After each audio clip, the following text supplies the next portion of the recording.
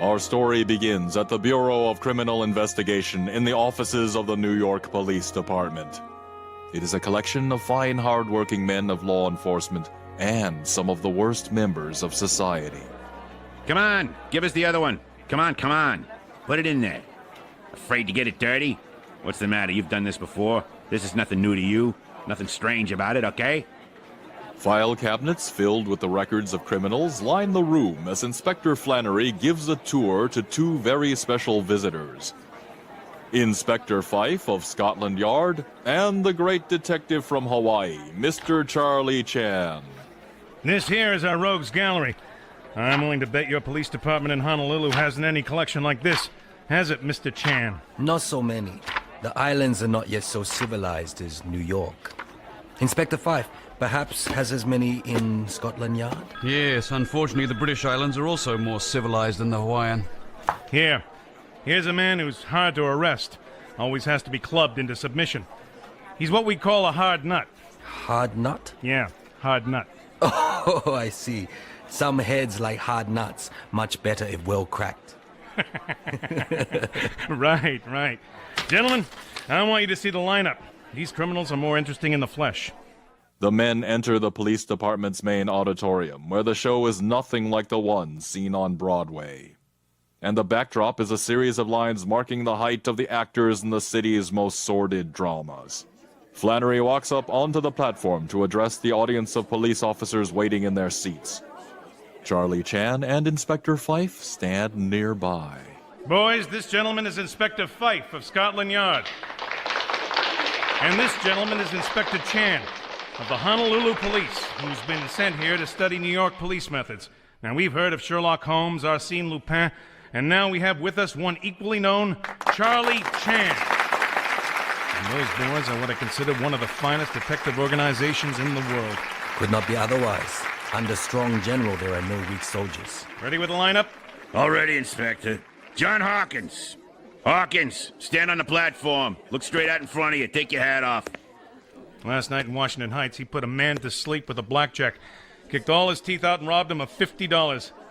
What do you do for a living? I'm a dentist. Dentist, eh? And you use a blackjack instead of gas? Some idea. Take him off. Isidore Rosenblatt. Put your hat on. Look straight to the front. This man is charged with entering a delicatessen on 116th Street and stealing a ham. How'd you come to steal a ham? You're Inspector Flannery, ain't you? Never mind my name. Why'd you do it? Well, I'll tell you the truth, Inspector. I took that ham for a poor, starving Irish family named Flannery. Take him out. Step down off the platform. Evelyn Vanderleer. Ms. Vanderleer, look straight out in front of you. Now, this girl is charged with blackmailing a man out of $800. $800? Say, that 30-cent millionaire was just $8 short of having 20 cents. So wipe your nose on that one. This young lady is what we call a live wire. Right. Take her off. The Raja Mangapore. Look straight ahead of you and take that steeple off. This man claims to be the seventh son of the seventh son, born with a veil. He's charged with fortune-telling and swindling. What have you to say for yourself?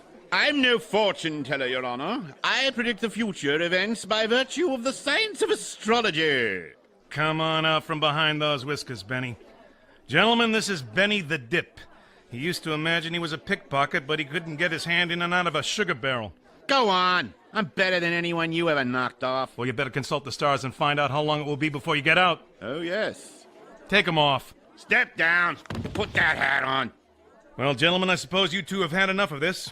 It's been very interesting, Inspector. Thank you very much. Thank you so much. And come on, Charlie. After a day of learning New York police procedures, Charlie Chan, Inspector Fife, and Inspector Flannery visit Manhattan's famous Chinatown and the Keelin restaurant. You have heard the story about the mule who tried to come down from the attic on a ladder? What is that? I will tell you later. Well, come on, Charlie. We must be going. Thank you, Keelin, for a most enjoyable dinner. When your feet enter my humble dwelling, I am honored more than I deserve. That's very nice of you. Good kitchens kill more men than sharp swords. Telephone. Hi. Hello? Mr. Chan? Hello? What? Oh, yes. Inspector Fife is here. Okay, one moment. Thank you, Charlie. Yes? Yes. How long ago? Oh, this is terrible. Very well, I'll be there as soon as possible. Something has happened? Sir Lionel Grey, former Chief of Scotland Yard, has just dropped dead in Barry Kirk's office in Wall Street. So sorry. Can I be of service? Yes, come with me, Charlie, will you? I'm afraid we must go, Keelan. Good night. May blessings come and sit on your doorstep. Homan. Homan. Good night to you. It is an hour later. We are now in the offices of successful businessman Barry Kirk. Dr. Hammond completes his inspection of the body. Unquestionably, gentlemen. A case of heart failure, I should say. Sir Lionel has been dead over an hour. Thank you, Dr. Hammond. Well, he died in the line of duty. Although retired, he was still investigating unsolved cases. These are your officers, Mr. Kirk? Yes. I turned them over to Sir Lionel, and he's been stopping with me in my penthouse upstairs. Did he complain of illness? On the contrary, he was in fine spirits. Said he was on the verge of solving an important case. Did he name case? No. He asked me to invite several guests here tonight. They're upstairs right now. Then, unexpectedly, someone telephoned him for an appointment here. Who? He gave his name. I don't recall it. However, after Sir Lionel had been absent an hour, I sent my butler down, and he found him as you see him. You are positive, Honourable Sir, this man died of heart failure? Positive, sir. I would stake my professional reputation on it. But who or what stopped heart? What do you mean, Charlie? I've seen strange thing in this room. What? House cat has not moved or taken breath since we came. Cat? Why? Where? Under that chair. Dead. Is that your cat, Mr. Kirk? Yes. When did you last see it? Upstairs, just before dinner. That's strange. Very strange. Cat is like rich man's heir. Never dies out of sympathy. Well, you don't think there's a connection? Prominent detective is about to catch criminal. At this point, detective is found dead. That may be mere coincidence, Charlie. I always suspect coincidence. Same as nose always suspect ancient cheese. You really think? Yes. Hold guests upstairs. Telephone Inspector Flannery. This is murder. It is later that evening. In Kirk's penthouse, Inspector Flannery has now joined the others in the living room along with the party guests. The inspector is in the midst of questioning Paradise, Barry Kirk's butler. Well, go on. What happened then? Why, sir, Mr. Kirk sent me below for Sir Lionel, and I found the office door and window open. And a breeze blowing all the papers about, sir. So I closed the windows, went into the private office, and there, sir, I found Sir Lionel. Haven't I seen you before somewhere? I think not, sir. If anyone can throw any light on this affair, I'd like it shed right now. It will be much pleasanter all round than if I have to dig it up later. Miss Garland, you say you're an actress. Yes, and a lot of others have said it too. I'll take your word for it. Ever played England? Yes, often. Have you ever met Sir Lionel before tonight, Miss Garland? Never. What time did you arrive here for dinner? I had intended arriving at 8, but coming up the stairs, I broke my string of pearls, and I spent about 20 minutes picking them up, making sure I hadn't lost any. I see. Mr. Enderby, Sir Lionel was evidently looking for an Englishman. You were born in England, weren't you? Is that an offense? Garrick, please. He's not accusing you of anything. Bah! I don't like this questioning. Are we suspects? Every guest here had the opportunity during that bridge game after dinner to leave this room. Did you? No, I didn't. Oh, but Garrick, you... Bah! Must you contradict? What were you going to say? Nothing. But you left the room just after we lost the third rubber, didn't you? You're quite mistaken, Dunwood. I haven't left this room this evening. Huh. My error. Sorry. Sorry. Bah! And you, Mr. Dunwood? Oh, yes, I was out quite a while, in the garden, admiring the skyline. Hello. Barry Kirk here. I can vouch for Mr. Dunwood. I brought him out a drink. Oh, but I didn't drink it, Inspector. My error. I shouldn't have mentioned it before the inspector. Sorry. Was it a good drink, Mr. Dunwood? Excellent. How do you know it was? You have me there. You're an Englishman too, aren't you? Australian. educated in London and Heidelberg. And your offices are in this building? Mr. Dunwood was my first important tenant. That's how we became friends. Now he attends to all my investments. Anything else I can help you with, Inspector? No, sir. Thank you, ladies and gentlemen. I'll not keep you any longer. Let's look around, boys. Inspector Flannery exits the living room and addresses his men outside the room, Charlie Chan and Inspector Fife following closely behind. All right, boys. Report to headquarters. Okay, Chief. Up on the roof of the penthouse, Charlie Chan, Inspector Fife, and Inspector Flannery gather at the parapet, looking over. There's our financial district, Charlie. That's the battery down there. Those lights you see, well, that's the Brooklyn Bridge. I must see it in daytime. I wonder who made that telephone appointment with Sir Lionel. He was interested in one of these guests. Which one? I've seen that butler in the prisoner's dock in England somewhere. Yes? Yes. Scotland Yard will have the record. What do you think of Enderby? Enderby? Oh, he reminds me of Little Lamb. What? Every few seconds he says, "Bah, bah." Very rude to his wife, wasn't he? Maybe some people on Sea of Matrimony wish they had missed boat. Mr. Kirk, I wish you could remember the name of the man who made that telephone appointment. It was John something. I'm sure I'd recognize it if I heard it again. Inspector Flannery, I wonder if your men have found any fingerprints. I'm going down to see. Is it possible for any of the party to have gone downstairs to offices below? Yes, it is. Let us go down. In Kirk's office, policemen work gathering clues. 2 men are photographing fingerprints. Any prints? Yes, sir. About 10 of them. They look very good, too. Yes. Someone stood here with his fingers on the desk facing Sir Lionel. Shoot them down to headquarters for classification. Yes, sir. Operator, I want you to get me Spring 73100. Mr. Kirk, did Sir Lionel keep papers in his safe? Yes. Open, please. Flannery speaking. Give me the lieutenant. Lieutenant, I want you to trace all calls made on Hanover 27700 in the last 24 hours.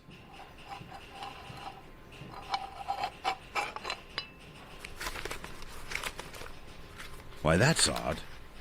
He must have removed the papers. Perhaps person who removed him also removed papers. What is this? That's the membership book to the Cosmopolitan Club. And that card, I procured a 2 weeks guest card for Sir Lionel. Know any of these names? No. We find the safe has been robbed of all Sir Lionel's papers. There's your motive, gentlemen. Undoubtedly. I think the autopsy will show he was killed with gas. An almost perfect crime. Doctor extremely positive verdict was heart failure. Yes, and we would have believed him, but thanks to you, Charlie. No, thanks to Honorable Cat. Inspector Flannery, on this Cosmopolitan Club membership card, his number written. 1313. You think this means something? I don't think so. Sometimes very small cloud hides sun. Hello? Yes. Yes? What's the number? How's the telephone listed? What name? John R. Douglas. That's the name. John R. Douglas. Well, what's the address? Well, what's his business? Right. Right. Gentlemen, guess what this man's business is? What? He's a manufacturer of chemicals. It fits, doesn't it? Yes, like duck's foot in mud pond. Well, I think we're after the right man. I'll give you a ring as soon as we pick him up. Quick work, what? He's what you Americans call a hot shot. Chef who cooks with gunpowder make quick fire. Well, gentlemen, may I offer you a drink? No thanks. On subject of drink, I am 1-round prize fighter. Second round always knockout. I hope Flannery is after the right man. I think I'll telephone Scotland Yard. Will you get it for me, Mr. Kirk? Certainly. Thank you. Hello, get me transatlantic operator, please. I want to speak to Scotland Yard, London, England. Hanover 27700. Across the Atlantic, a young girl on a switchboard answers the radio call. This is London. I'll put you through to Scotland Yard. Hello, are you there? Yes, this is Scotland Yard. Here's New York on the telephone, sir. Thank you. Hello. Yes, I'm sorry to report Sir Lionel Grey was murdered here tonight. Oh, terrible. Please cable me immediately, in code, the name of the case in which he was interested and the full details. Also, complete data on a man named Stanley Paradise. Aye, you shall have it forthwith. Thank you. Are you investigating my butler? Merely a matter of routine, Mr. Kirk. Oh, well, gentlemen, I'll see you upstairs. Strange lack of clues, Charlie. Remember, nothing but the wind can pass the sun without casting shadows. Let's take a look in here. Charlie, I'm going to make an important inquiry. Yes? You've solved some extraordinary cases. I wish I could make you stay and help me. You forget, there's new baby in our family in Honolulu. No, I don't. It's a boy, isn't it? Oh yes, a boy. Most fortunate. Out of 11 opportunities, I've been unfortunate 3 times. Well, that's splendid. Well, I must send cable. Baby will have to wait a while to see old Papa. You mean you'll stay, Charlie? When friend asks, friend gives. That is splendid. Thank you, Charlie. You can write your cable here at the desk. Charlie Chan picks up a pen to write a cable to his wife and family, but when he tries to ink the nib... Oh, something in inkwell. Pearl from string. The broken necklace. In another part of the city, at a Roadhouse cafe, a taxicab pulls up to the entrance and Shirley Marlowe gets out.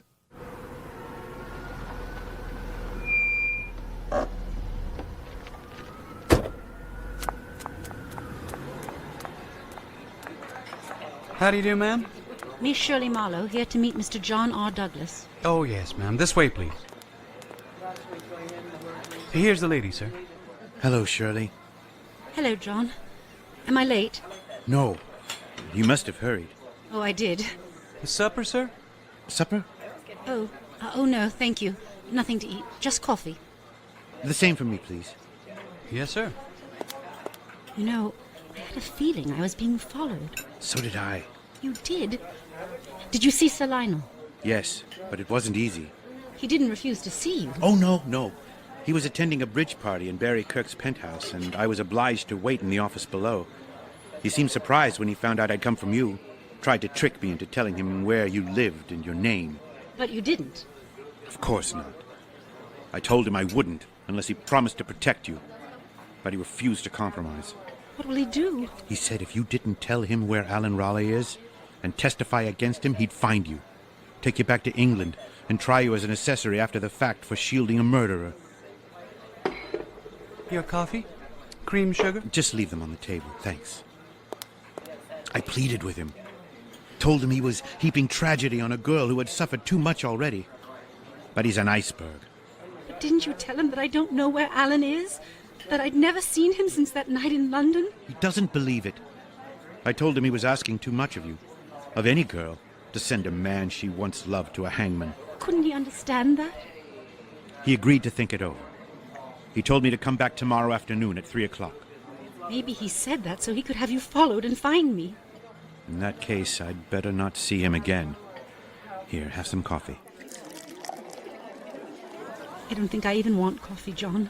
Do you mind taking me home? Of course not. Check, please. A short while later, John Douglas's car pulls up outside Shirley's apartment house and parks in front of the building.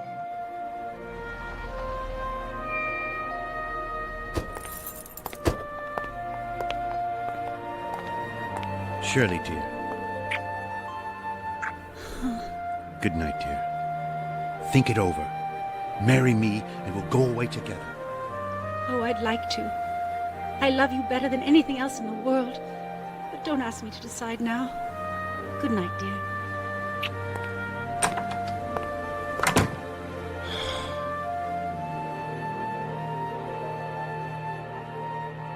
At a nearby filling station, Inspector Flannery stands with the attendant.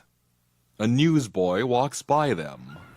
Extra! All about the Wall Street murder! All about the Wall Street murder! Extra paper! Here, boy. Here. Let me have one of those. Paper, sir, here he is. As Inspector Flannery buys the paper, another car drives into the gas station. The car of John R. Douglas. Thank you. Paper, paper, all about the Wall Street murder. Paper, extra, extra, evening journal, all about the Wall Street murder. Hey, attendant. Hey. You John R. Douglas? Why, yes. Inspector Flannery, come on. Get out on this side. What for? Ride down to headquarters. Why? Take a look at those headlines. I don't believe it. In the office of Barry Kirk, Inspector Flannery enters and is met by Inspector Fife and Charlie Chan. The autopsy showed no signs of poisoning in the stomach, but the lungs showed gas. Has Douglas decided to talk yet? He denies he was here last night, but the fingerprints we found on the desk are his. What about the elevator boy? Identified Douglas positively as the man he brought up and took down just about the time of the murder. When we proved Douglas was lying, he shut up like a clam. Well, this looks rather bad for him. He's guilty. If he isn't, why does he lie? Why is he afraid to talk? Silence is golden, except in police station. I'm gonna go down and give him another grilling. Where can I reach you? We're staying here. Mr. Kirk insisted on our being his guests during the investigation. We? Charlie, I thought you were on your way to Honolulu.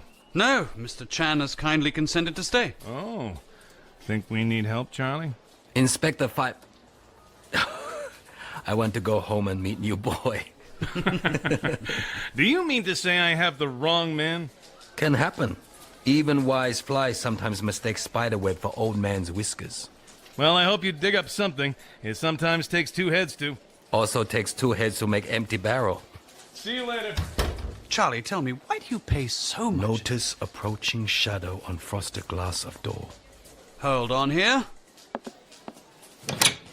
Paradise. Pardon, sir. I was just about to knock. A letter addressed to Sir Lionel. And Miss Garland's waiting upstairs, sir. Thank you.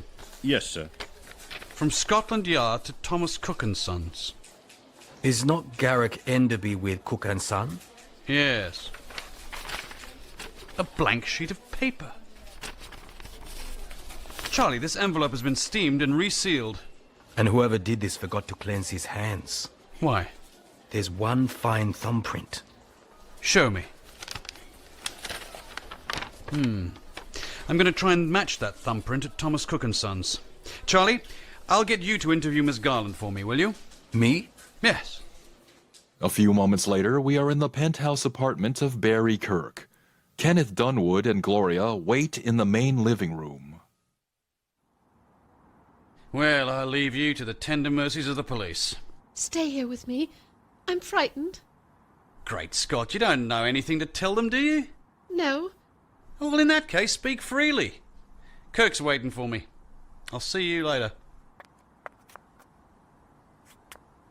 May I bring you something to drink while you're waiting, Miss Garland? No. Thank you, Paradise. Good morning, Miss Garland. Inspector Fife appointed me unworthy substitute. I told Inspector Flannery everything I know about this last night. Humbly begging pardon. I'm in great hurry. How did this pearl from your broken string mix itself with ink on Sir Lionel's desk? It isn't mine. Do not tangle foot on fringe of murder. Go away. Only foolish mouse plays with cat. Were you in Sir Lionel's office last night before he died or after? Wait. I'll tell you everything. He stopped me as I passed the office on my way up here. He told me he had asked Mr. Kirk to invite him here for a special request. And that reason was? He asked me about a girl who disappeared from a show 4 years ago in London. A girl I played with. He wanted to know if I'd seen her in New York. I told him no. Why did you tell him no? We were dear friends. She's a lovely girl. I was afraid I might get her into some trouble. Where can I find her? What is her name? She's known as the Masked Dancer at the Follies. The masked dancer at the Follies. Paradise, my hat. Oh, pardon haste. Thank you so much. Oh, your pearl. Is that all you want to know? Just that one thing? One at a time is good fishing. It is the end of the performance of The Masked Dancer at the Follies, a woman whose beauty and talent draw crowds every night. But backstage, her identity remains hidden. She wears her mask even in her dressing room with her maid. Yeah, that's her room, number 1, right up there. Thank you so much. Tanya, dear, see who it is for me. Oui, mademoiselle. May I help you? Will you give card to a lady, please? Oui, monsieur. As Charlie Chan stands by the door, a group of chorus girls pass him on their way to the dressing rooms. Charlie Chan watches them in their scanty costumes. What a chop suey! No laundry today. So I notice. Can you see mademoiselle after the matinee, sir? Tell her I'm afraid person Sir Lionel's sword may disappear again. Ask him to come in. Tanya, dear, would you wait outside, please? I must ask you please to remove mask. I always wear it to and from the theater and while I'm here. Also perhaps to avoid recognition? You want the mask off? Well, You look like nice girl. You have not been happy since that night in London 4 years ago when you disappear. you're making sure I'll never be happy again, aren't you? I only seek truth. A man has been arrested and charged with murder. I do not believe he's guilty. He isn't. He's innocent. Why, he didn't even know Sir Lionel was dead. He was going back this afternoon to see him. You knew he was there then? He went to Sir Lionel to plead for me. He is shielding you. That is why he will not talk. May I take seat? Of course. Now, tell me... You'll only use what I tell you against me. You forget police are also human beings. You can trust me. Well, I was in love with Alan Raleigh. We were to be married. I was young, infatuated. The day after his aunt's death, I discovered he was guilty of the crime. That is why you disappeared. Oh, I had loved him. I couldn't give him up to justice. But ever since, I've been hunted. Hunted as if I myself were guilty. Did you go with him? No, I've never seen him since that day in London. But I think he's in New York. Why? I've seen his Chinese servant here. Do you remember name of servant? In London, he was called Li Gung. Li Gung. Li Gung. What will they do to John? You are much interested in him. Oh, he must be freed. If necessary, I'll tell them everything. I'll even let them take me back and try me. No, no. More important to find Alan Raleigh. For present, keep secret. I will keep also, like good friend. Oh, I need a friend. John and I both need a friend. Desperately. I will try to be that friend. Oh, thank you, Mr. Chan. I'm sure you can help us. I'm only insignificant, clumsy person, and it is difficult to pick up needle with boxing glove. Back at the Chinese restaurant of Ki Lin, Charlie Chan and Ki Lin are seated together. No matter how great the difficulty, fortune always leave an open door through which can come remedy. You encourage me, honorable friend. Tell me, how can I help you? You have done so already. Friends like fiddle strings should not be stretched too tight. Ask. I seek a man named Li Gong.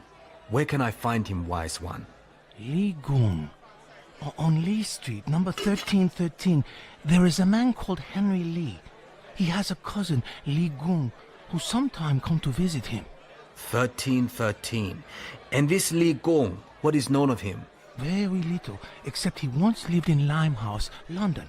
Limehouse, London. Out of the darkness of the unknown comes bright spark of light. My humble gratitude is yours. Duty says I must walk my way. Joy Gin. Joy Kim. Charlie Chan travels to the apartment house of Li Gong. Charlie Chan pauses by a door and listens. He begins up the next flight of stairs till he reaches the corner. Then, the great detective does a curious thing. He turns and stumbles down the steps till he comes to rest at the door, holding his ankle in pain. What's the matter? Did you hurt yourself? I I've given my ankle a bad turn. If only I could rest a little. Sure. Here, let me help you. Come on. My name's Henry. Henry Lee. My uncle can help you. Say, uncle, this gentleman hurt himself. Condescend to enter my contemptible abode. Thank you. I go get my first aid kit. Oh, injury not serious enough for first aid kit. But every day, Boy Scout have to do one good deed. Every day, one good deed. Nice boy. Accident overwhelmed me while in search of my old friend, Li Gung. You are a friend of Li Gong? Henry Lee's uncle looks toward a photograph on the table. Charlie Chan looks in the same direction. The photograph is of a Chinese man in European clothes. Yes, that is excellent likeness of him. Yes. He was here this morning. Where can I find him? He disappeared on business of his own. He still works for same Englishman? My cousin speaks little of his affairs. Probably why he is so valuable to his employer. Here's Dr. Bloom. He's got a first aid kit. An accident. Which one of you? This man's ankle. Oh. But I don't need a doctor. It is not serious. Well, all sprains are serious. It's a good thing you sent for me in time. Now, let's get this sock off. But I did not send for you. No, I did. That's my good deed for today. Hey, what's the idea? There's nothing wrong with this ankle? I told you it was nothing. $5, please. Have only 10. Change, please? Well, here you are. Thank you. Good day. Good day, sir. A fool and his money never become old acquaintances. So I observe. These doctors, $5 for this. What would he charge for a broken neck? Here's your hat. Oh, I see. Guess who lingers too long becomes stale like unused fish. You are a second man who has come here for Li Gong. Yes? The other was Englishman. Did I not read in paper of his death? Possibly. If you'll accept humble advice, step carefully. Rain quenches unguarded fire. Ah, yes. But it takes very rainy day to drown duck.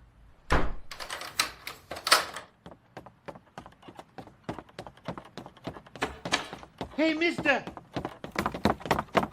You forgot your sock. Thank you so much. And every day when you are doing kind deed, remember kind-hearted elephant who tried to help hen hatch chickens. What did he do? He sat down on hen's eggs. I got you. Back at the office of Barry Kirk. But Inspector Fife, if the police found several gas masks in Douglas Chemical Factory, why advertise? Why offer a reward? They haven't found the gas mask, Dunwood. Now, there are gas masks to be found in every chemical factory, Mr. Dunwood. It doesn't necessarily mean that Mr. Douglas committed the murder. Isn't that right, Mr. Kirk? Yes, sir. Will you be so kind as to place the ad I've written? I'll see that it goes in all the morning and evening papers. All right, mate, but I don't think it'll bring any results. It looks like a slim chance. Ah, Charlie. Hello, Inspector Fife. Mr. Kirk? Mr. Dunwood? Well, Charlie, I'll wager you've been busy. Busy as one-eyed cat watching 6 mouse holes. Did you find anything? My day's work has been as useless as life preserver for fish. Too bad. Anything happen after you telephoned? What about Li Gung? Boy Scout perpetrated good deed in up-dumped apple cart. I'll attend to the ad. We'll be on our way. Oh, Inspector Fife, you got the cable? Yes, Mr. Kirk, thank you. Well, cheerio. Better luck another day. Good day, Mr. Dunwood. Inspector Fife, what did you find at Cook & Sons? Charlie, the thumbprint on this blank sheet of paper is not Enderby's. No? No. Here's a photograph of it. Someone else was opening Sir Lionel's mail. Paradise enters with the tray. Charlie Chan watches the butler as he brings the tray over to the desk. Bring it here, will you? Paradise sets the tray down and hands a piece of paper to Inspector Fife. I found this in Sir Lionel's room behind the dresser, sir. Might be important. Thank you. Your hat, sir? Thank you so much. Charlie, my cable and this letter proves that your dancer was telling the truth. I think so. Sir Lionel was looking for an Englishman named Alan Raleigh. This butler, Paradise, also English and also have opportunity to handle mail. Look at that date on the postmark on the envelope. You're right, Charlie. The letter was stolen from this envelope. Quickly, see if you can find a thumbprint on this tray. Look, here on the tray. A good print. And the other print? Let's see them side by side. Identical. Positive? Could not be mistaken. Oh, it seems impossible we've blindly stumbled on the solution of this crime. The impossible sometimes permits itself the luxury of occurring. I think I'll take this man in charge. No, wait. We can watch. Do not wave stick when trying to catch dog. I'm sorry this happened. Why? It adds more water to an ocean of puzzlement. John R. Douglas, Alan Raleigh, Lee Gung, Enderby, and now Paradise. Innocent and guilty in this case are harder to separate than Siamese twins. In Shirley Marlowe's dressing room at the Follies, the actress writes a letter. Dear Mr. Chan, may I see you at once? I have decided to tell the police everything. Tanya, is my car outside? I don't know. Shall I go and see, mademoiselle? No. Never mind. I'm going to tell the police everything, Tanya. Tell the chauffeur to deliver this at once. The gentleman may come back with him. Oui, mademoiselle.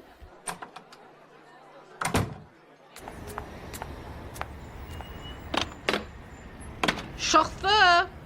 Yes, ma'am. Mademoiselle wants you to deliver this at once. A gentleman may come back with you. And hurry. Okay, honey.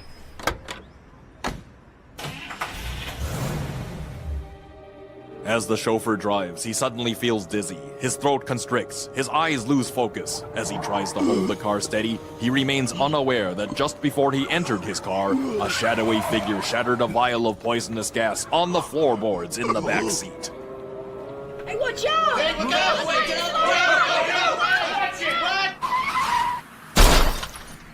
Oh, jeez.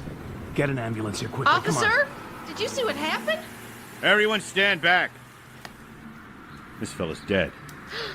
Get back there. All get back. Get back. Did you see it? Did you see what happened? No, I was down the street away. I wasn't around. I was kind of... Hey, Sully, come here. Look at this. Oh, what do you make of it? I don't think the crash killed him. You better phone the inspector. As the police officers look at the broken glass of the vial, a man in a chauffeur's uniform walks up. Excuse me, officers. A terrible tragedy, but I'm afraid I need to take this car back to its owner. You know who this car belongs to? It belongs to the masked dancer at the Follies. Her name's Marlowe. She's over at the theater now. Guess we'll go and see that dancer. I'll phone the inspector from the theater. Okay, come on, get back, folks, get back. There's nothing for you to see here. Now get back. Shirley Marlowe prepares for her show, hoping for the arrival of Charlie Chan. Give me my road, Tanya. See who it is. Come in, officer. I have some bad news for you, miss. His chauffeur's just been murdered. Murdered? How? Looks like poison gas. It was meant for me. Did you write this letter? Yes. You better open it.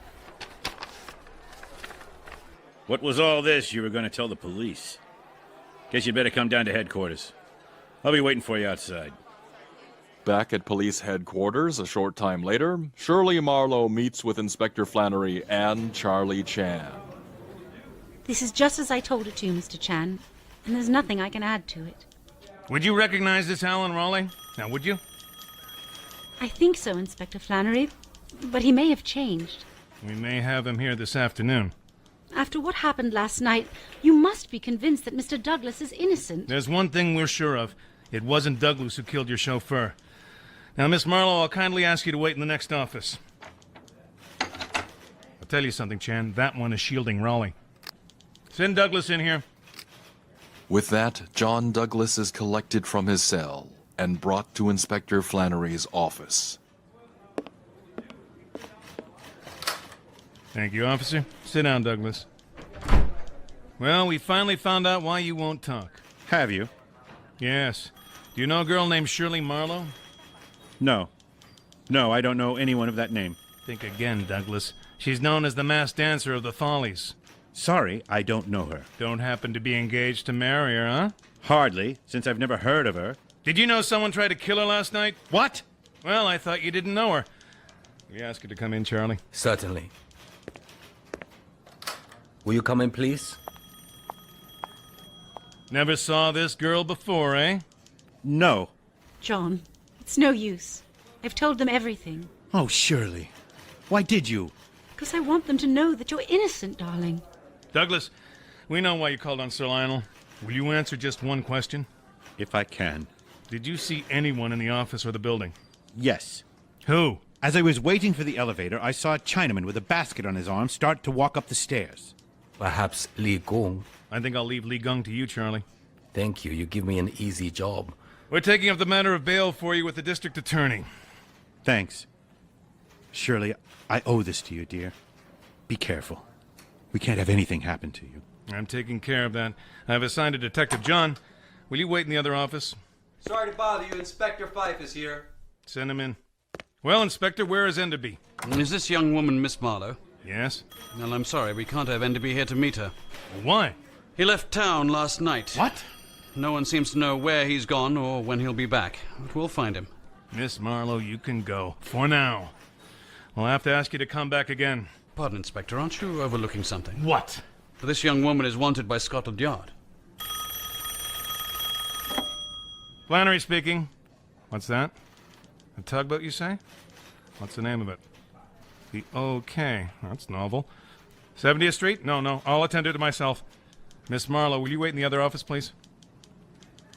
Gentlemen, a gas mask has been found in the East River. I'll order a police boat to find the tug that picked it up. Have a boat ready for me at 9 o'clock. Inspector Flannery, Inspector Fife, and Charlie Chan race to the docks to look at the latest clue to the mysterious gas murders.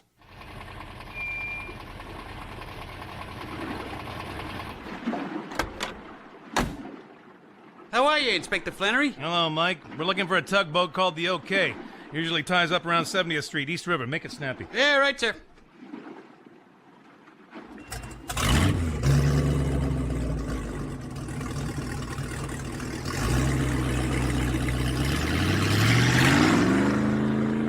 Advertising for gas mask better idea than I thought.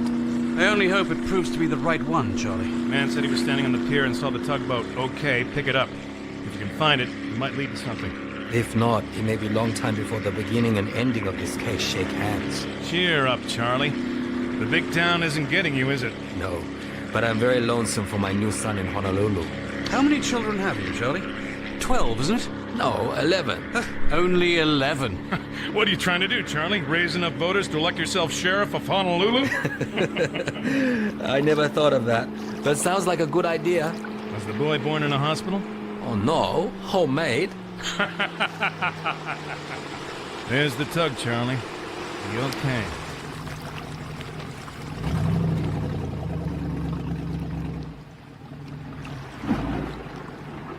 Hey, you! You! Come out of here! Yeah, what do you want? Are you the owner of this boat? Nah, listen, see, you're making a mistake. You got the wrong guy. I wasn't there. I don't know nothing about it. I got 6 witnesses can prove I was in Donovan's when it happened. When what happened? I don't know. What do you mean you don't know? Well, I thought you was accusing me of something. Where's the mask you picked up in the river? That's what you want? Yeah. Well, why didn't you say so? I got it right here. There it is. Where'd you pick it up? Right off the 96th Street Pier. When? Early last Tuesday. That was day after murder. Yes, and here's the number. I'll find out who sold this and maybe who bought it. Hey, listen, there ought to be something coming to me for this, hadn't there? If you ever get what's coming to you, it'll probably be 20 years. So, swell, don't I even get a new hat out of this? Good head always gets own new hat. In an apartment, Li Gong prepares for a fateful meeting. Sure, I am too busy to pet you. Li Gong positions a chair carefully, then takes a Colt .45 pistol and sets it beside a fishbowl on a nearby table. Using books to hold the gun steady, Li Gong carefully aims it exactly at the chair. Li Gong raises a window shade, and sun streams in on the table with the gun and the fishbowl. The bowl casts a pinpoint of light like a magnifying glass. Gong positions the gun so that the light strikes the hammer. Gung carefully cocks the gun. Now the sun's light sits focused precisely on the cartridge. With everything precisely set, Gung takes a framed picture and sets it in front of the tableau, obscuring it from view. He then lowers the shade.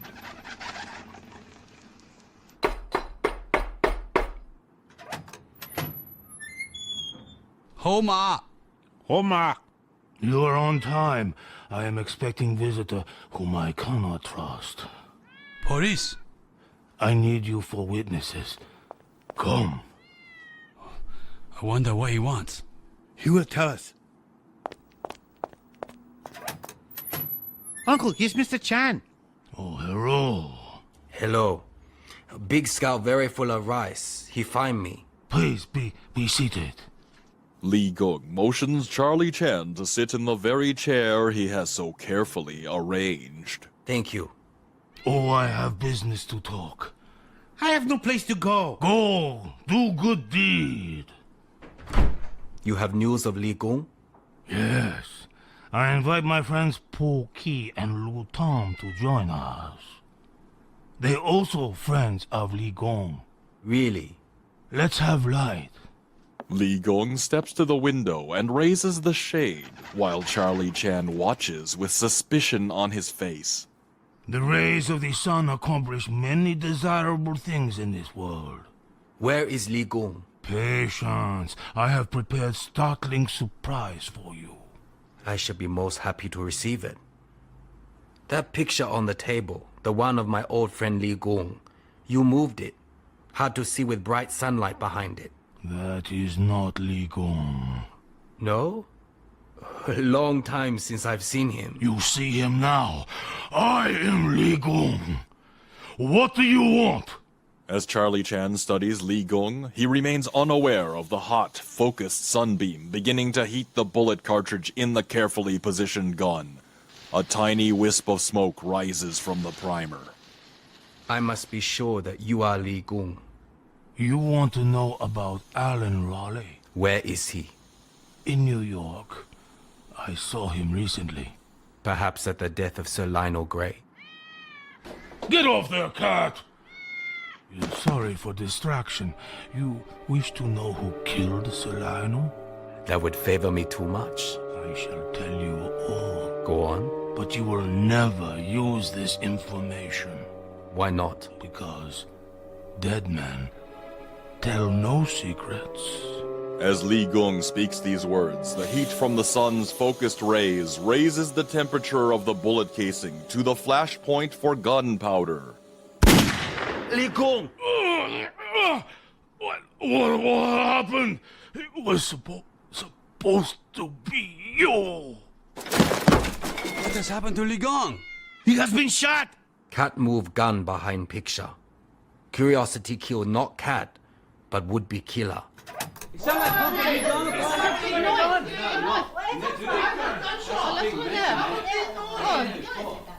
Let me in here.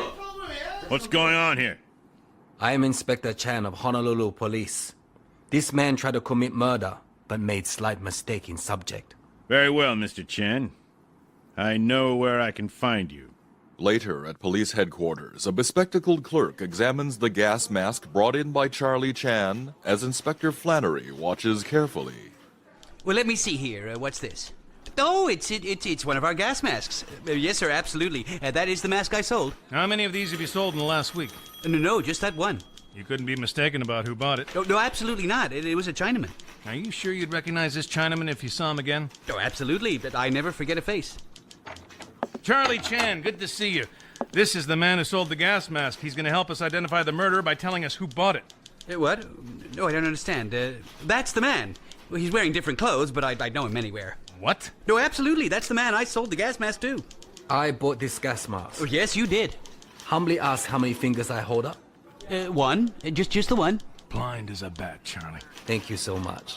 Yeah, we'll call you when we want you again. Send this gentleman home, officer. So, what do you think about this, Charlie? Well, I'm surprised to find out I myself man I was looking for. Well, I'm afraid you were right. Lee Gung is the man we want. I'll find him if I have to comb this whole town. Too late. Why's that? Even now, Lee Gung is preparing to attend his own unworthy funeral. You don't mean that he's... Dead. Dead as sardine in honorable tin can. He invited me into a trap, but caught wrong fox. Did you kill him, Charlie? No. He saved me trouble by politely killing himself. Oh, did you find out anything? Only that Alan Raleigh is in New York. Yes, and Enderby is still missing. I wonder if Fife could be right about him. I don't know. Sometimes hope becomes scarce as midnight rainbow. Yes, and our only arrest is out on bail. Charlie, we're on the spot. Even now the New York and London papers are after us. My stupidity overwhelms me.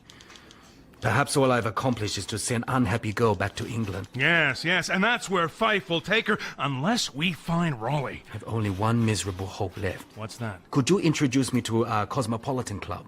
Sure, I can make the arrangements, but there's nothing there, Charlie. I think we're all wet.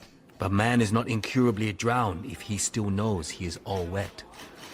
That evening, at the gathering place of New York society, the Cosmopolitan Club, the manager and Charlie Chan stand together in the lobby. Certainly, Inspector. Right over here. Let me introduce you to our cloakroom clerk. Joe, give this gentleman any information he wishes. Yes, sir. Thank you so much. Found this card. It has number on back. Do check numbers run as high as 1313? Let me see. Yes, sir. Something is checked on that number now? Yes. A briefcase. May I examine it? Very well. Does that belong to some Chinese gentleman? Why do you ask? Chinaman came here a few days ago trying to get it. We wouldn't give it to him because he wouldn't tell us who sent it. If you will allow me, please. Certainly. Anything important? Are names of all members in this membership book I have? Yes, alphabetically. You have new applications? Yes, right here. They are posted on this board. Look here. That one. A guest card was sent to him last night. Is he in club now? No, but he received this card this morning. He may be here any minute. May I use telephone? Certainly. Hello? Spring 73100. Inspector Flannery, please. Quickly. Charlie Chan. In a few minutes, the call from Charlie Chan is answered by the arrival of Inspector Flannery, who joins him in the lobby of the Cosmopolitan Club. Well, has he come yet? Not yet. If he calls for the briefcase, we can see. Are you sure it's Sir Lionel's briefcase? Yes, it was checked here soon after the murder. By whom? Wait and see. Mr. Garrick Enderby! Paging Mr. Garrick Enderby! Do you think he'll put up a fight, Charlie? Don't know. Got gun? No. Have you? Got gun, but... Well, Fife will have the Marlowe girl at Kirk's. She'll identify him. Let's keep it down while this group passes. Barry Kirk's group, you mean? That is Kirk, isn't it? Here, let's back up out of sight. Joe, my coat, please. Mine too, if you will. Here's the ticket. Well, up to that time, Kirk, you'd led a virtuous life, I suppose. Well, you're not suggesting it's not been that way all along. After all, you're not ruining my reputation. Well, are you coming our way, Barry? No, thanks. I'm going downtown. Well, so long. So long. Good night, all. I almost forgot this. Yes, Mr. Kirk. I left my briefcase here the other night. The number's 1313. Here you are, sir. Thanks, Joe. Hello? Oh, Charlie Chan. How are you? Joe, my hat and coat, please. Is that your briefcase? No. It belongs to a friend of mine. Oh, really? Yes, Inspector Flannery. He left it here at noon. He asked me to stop for it. Well, where were you taking it, Kirk? Home? Perhaps a good idea we all go home. Yes, of course. Come along. Back at the apartment of Barry Kirk, Shirley Marlowe, John Douglas, and Inspector Fife enter through the front door. I won't detain you here long, Miss Marlowe. A man will be here in a moment whom I'd like you to take a good look at. I'll ring for the butler. Just a moment, please. Did you ring, sir? Yes, Paradise, I did. There's someone I want you to meet. Miss Marlowe, have you ever seen this man before? No, I haven't. Are you quite sure? Yes. I see. Mr. Marlowe, Miss Douglas, would you mind stepping out into the garden? Of course not. Thank you. Come here, Paradise. Why did you steal that letter from Sir Lionel's mail? I didn't, sir. Now, don't lie. We found your thumbprint on a blank sheet of paper in the Scotland Yard envelope. I was absolutely innocent of the charge, sir. I know. You were acquitted. The Yard informed me. But you were afraid of Sir Lionel. When I saw that letter was from Scotland Yard, I thought it was about me. And I was panic-stricken, sir. Oh, please, sir. You're not going to tell Mr. Kirk.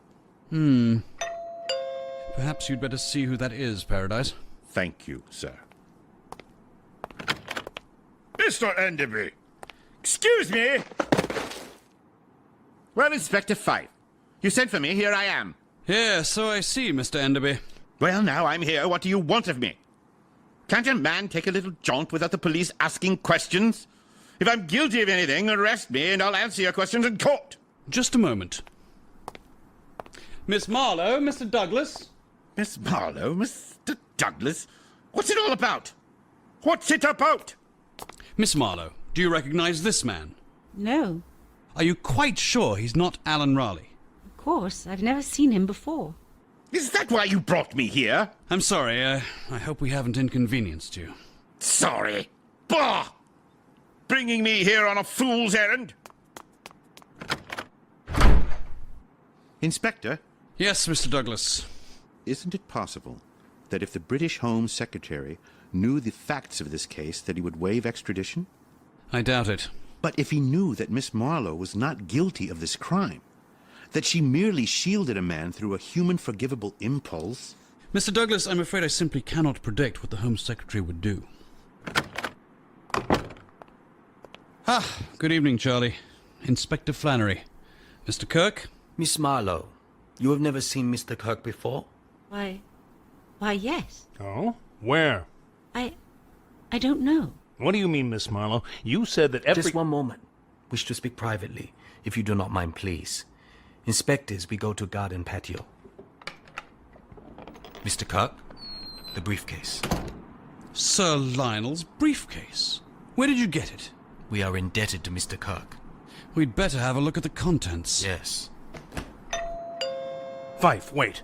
I have an idea. Let's go back inside. Mr. Kirk, will you open that door and pretend you're alone? Why, yes. You leave the briefcase here, and you two go in there, will you please? See wisdom of plan. Inspector Fife, follow, please. If you say so, Charlie, but I'm not much for hiding behind doors. Hello, Barry. You alone? Come in, Dunwood. How are you? Oh, I've had a busy day. Oh, I see you got my case for me. Thanks. When did you get your membership card? This morning. I lunched at the club and forgot my case. Why do you ask?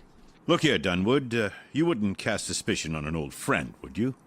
I was told you hadn't been to the club today. Well, you've been misinformed. And now, if you'll excuse me, I'll, If you'll excuse me... What? Inspector! What are you doing with Sir Lionel Grey's papers? Oh, there's been a frightful mistake. Yes. That mistake was when you and your assistant Lee Goon killed Sir Lionel Grey. You dangerous man. That is why you excuse me pointing gun at you. Man capable of murder may try desperate action. Yes, and another mistake you made was trying to murder the masked dancer. Miss Marlowe and Mr. Douglas, will you come in, please? Do you know this man? Oh, Alan Raleigh. I deny everything. I never saw this woman before. She never saw me. You deny? Oh, wait a minute. Something bothering nose. Inspector Chan, are you all right? Can't stop sneezing. The gun! He dropped it. I'll take that. Watch out, he's got the gun! Keep back. Thanks, Mr. Chan. Nice gun. It's warmed up for me. I am Alan Raleigh. I did kill Sir Lionel. It was his life or mine. You may keep the briefcase. I don't need it. I'm leaving. Now get over there. Sorry, but no. You are more important than briefcase. I'll shoot. I think not. I walk and take gun away like parent take toy from sleeping child. Look out, Charlie! Look out, he'll kill you! Charlie! Hey, Mr. Chan! You made me do this? The gun! There's no bullets! Grab him! I got it! Hold on there! That's it! That's it! Got him! I got him! All right! Old habit, Mr. Raleigh. Wife never likes loaded gun on account of children. Clever trick, Charlie. Now we've got his confession. Yes, you've got it. Overlook the essential clue. 1313. Doubly bad luck. After the police have taken away Alan Raleigh, also known as Kenneth Dunwood, Shirley and John embrace on the rooftop patio, unaware that they are watched by the friendly eyes of Charlie Chan, Inspector Fife, and Inspector Flannery. Shirley, I'll be by your side. Hate to admit, but power of true love often stronger than law. But for you, Charlie, you put off seeing your own baby to help us. This case bittersweet. Think whirlwind of love not served he by whirlwind of justice. I could be happy man if I had not been the cause of this young lady's return to England.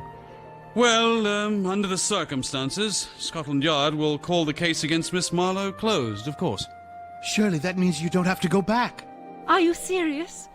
Oh my! Thank you, Inspector Fife. No, don't thank me. Thank Charlie Chan. Charlie, thank you. Yes, thank you. Thank you. Oh, bring me great joy to see happy couple ready to build nest. Well, Charlie, I guess the honor goes to you. Ah, no. The geese who laid the eggs deserve the credit. The honor goes to you, Inspector Flannery, and to you, Inspector Fife.